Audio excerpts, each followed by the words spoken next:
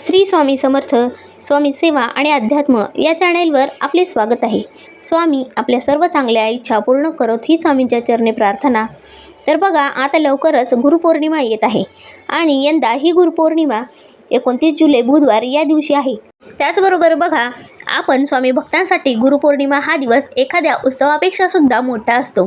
आणि तसेच बघा, गुरुपौर्णिमा निमित्त आपल्याला स्वामी समर्थांच्या काही सेवा करायच्या आहेत. त्याचबरोबर आपल्याला दत्त महाराजांच्या देखील आपण सेवा करायच्या आहेत. तर बघा, स्वामी समर्थ आणि दत्तगुरू महाराज हे एकच आहेत. तर गुरुपौर्णिमेनिमित्त आपल्याला जितक्या जास्त सेवा करणे शक्य होईल, आपल्याला तितक्या जास्त सेवा करायच्या आहेत. त्याचबरोबर बघा, गुरुपौर्णिमेनिमित्त आपल्याला कुठल्याही सेवा जर तुमची इच्छा असेल तर त्या सेवा तुम्ही करू शकता. तर बघा, या सेवा म्हणजे गुरुचरित्र पारायण असेल किंवा स्वामीचरित्र सारामृताचे पारायण असेल किंवा तारक मंत्राची सेवा असेल, अशा अनेक सेवा आपण करू शकतो. तर बघा, कुठल्याही सेवा करत असताना आपण त्या सेवा अगदी मनापासून आणि स्वेच्छेने त्या सेवा करायला हव्यात. फक्त कोणीतरी आपण एखाद्या व्हिडिओ बघितला किंवा ते ही सेवा करत आहेत किंवा त्यांची बघून जर आपल्याला सेवा करायची आहेत, तर अशा प्रकारे आपल्याला कुठलीही सेवा करायची नाही. आपल्या मनामध्ये भाव जागृत व्हायला हवा आणि त्याचबरोबर त्या सेवेचा आपल्याला ध्यास असायला हवा, तरच ती सेवा आपल्याला फलित देत असते. आणि त्याचबरोबर बघा, कुठलीही सेवा जर तुम्ही मनापासून आणि परमश्रद्धेने केली तर ती सेवा ही स्वामींपर्यंत पोचतच असते. तसेच बघा, जर आपल्या मनातील काही इच्छा असेल किंवा तुमची कठीणातील काही इच्छा असेल, जर तुम्ही काही मागत असाल आणि ती कुठलीही इच्छा आपली आतापर्यंत पूर्ण झालेली नसेल, तर बघा, या गुरुपौर्णिमेनिमित्त आपल्याला एक सेवा करायची आहे. ती सेवा म्हणजे गुरुचरित्रातील 2 अध्याय आहेत. हे 2 अध्याय जर तुम्ही वाचले तर बघा, तुमची कठीणातील कठीण कोणतीही इच्छा पूर्ण होणार आहे. त्याचबरोबर बघा, गुरुचरित्राचे पारायण देखील तुम्ही करू शकता. आणि जर तुम्हाला गुरुचरित्राचे पारायण करणे शक्य होत नसेल तर तुम्ही हे 2 अध्याय वाचले तरी चालतील. तर बघा, गुरुचरित्राचे महात्म्य एवढे आहे की जो भक्त गुरुचरित्राचे मनापासून वाचन करतो त्याची कुठलीही इच्छा किंवा कठीणातील कठीण इच्छा ही पूर्ण होतेच. तर त्या व्यक्तीला दत्त महाराजांचा कृपाशीर्वाद मिळतो आणि तुमची कुठलीही प्रकारची इच्छा असेल किंवा जी काही तुमची मनोकामना असतील किंवा तुमच्या काही अडचणी असतील, त्यावर 100% रिझल्ट हा गुरुचरित्राचे पारायण केल्याने मिळत असतो. मात्र बघा, गुरुचरित्रातील पारायणाचे हे कठीण नियम असतात.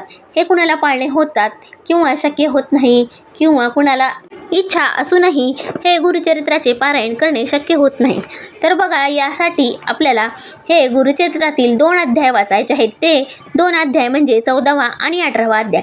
तर बघा, गुरुचरित्रातील 14वा अध्याय वाचल्याने आपल्या सर्व मनोकामना, इच्छित मनोकामना पूर्ण होतात आणि त्याचबरोबर दत्त महाराजांचा कृपाशीर्वाद देखील आपल्यावर राहतो. आणि त्याचबरोबर बघा, ज्या जर कुणाच्या आर्थिक अडचणी असतील किंवा काही असतील, तर यासाठी म्हणजे सर्वात महत्त्वाचा अध्याय म्हणजे 18वा अध्याय. जर तुम्हाला यापैकी कुठलीही समस्या असतील तर तुम्ही गुरुचरित्रातील हे 2 अध्याय वाचायचे आहेत. ज्यांना आर्थिक संकट आहे किंवा काही आर्थिक अडचणी असतील, जर खूप दारिद्र्याने ग्रासलेली असतील किंवा काही उपाय करूनही कुठल्याही प्रकारे आपली जर ती समस्या सुटत नसेल, तर गुरुचरित्रातील 18वा अध्याय हा अत्यंत महत्त्वाचा आहे. आणि या अध्यायाने त्या व्यक्तीच्या आयुष्याचे सोने झाल्याशिवाय राहणार नाही. आणि त्याचबरोबर बघा, गुरुचरित्रातील 14वा अध्यायसुद्धा हा अत्यंत फलदायी आहे. हा अध्याय जर तुम्ही नित्यनेमाने जर वाचाल तर बघा, त्याचे अनुभव आल्याशिवाय कुणालाही राहत नाहीत. 14वा अध्याय असा आहे की जो कोणी तो परमश्रद्धेने आणि भक्तिभावाने वाचन करतो त्याचेसुद्धा मनोकामना पूर्ण होतात.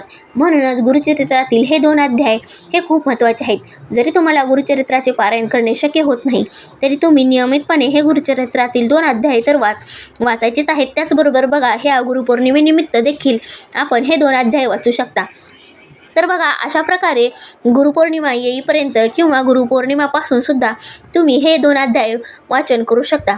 तर अशा प्रकारे हे 2 अध्याय वाचल्याने आपल्या जीवनाचे कल्याण होईल आणि त्याचबरोबर तुमच्या सर्व इच्छा मनोकामना पूर्ण होतील आणि तुम्हाला जे काही मागायचे आहे ते स्वामी समर्थ दत्तगुरू महाराजांकडे मागा. ते तुम्हाला मिळाल्याशिवाय राहणार नाही. म्हणूनच या सेवा तुम्हाला करायच्या आहेत.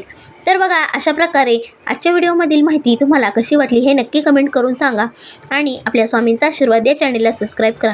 श्री स्वामी समर्थ.